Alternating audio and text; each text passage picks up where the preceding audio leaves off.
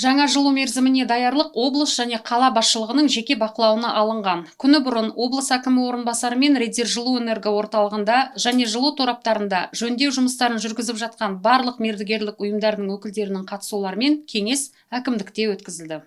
1 тамыздан бастап Риддер жылу энерго орталығы тегін пайдалану келісімі бойынша облыстық шығыс жылу энергетикалық кешеніне тапсырылды.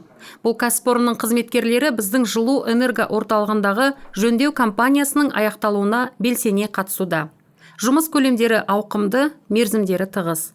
Бүгіндері станцияда тек бір ғана Димстрой мердігерлік ұйымынан 320 мамандар қызмет етіп жатыр.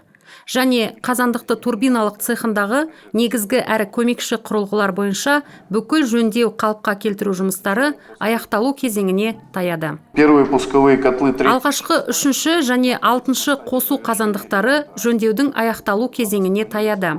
Жоспар бойынша олардың қосылуы 10-шы қыркүйекке жоспарланған.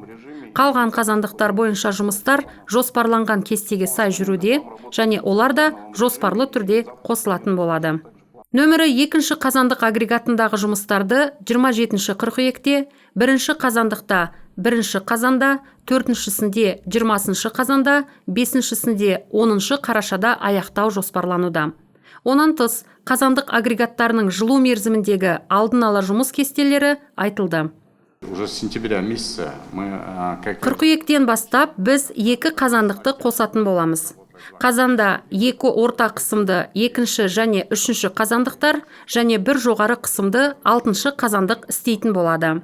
Қарашада 1-ші, 2-ші және 4-ші, желтоқсан айында 2-ші, 3-ші, 5-ші қазандықтар қосылатын болады. Яғни әркез 1 орта қысымды және 1 жоғары қысымды қазандықтар резервте тұратын болады. Үнемі оларды алмастырып қосып отырамыз. Қалалық жылу тораптарындағы жұмыстар да аяқталып қалды. Ертеректе жылу тораптарын қысымға сынау нәтижесі бойынша 35 кернеулер анықталып, олардың 34-і жойылды.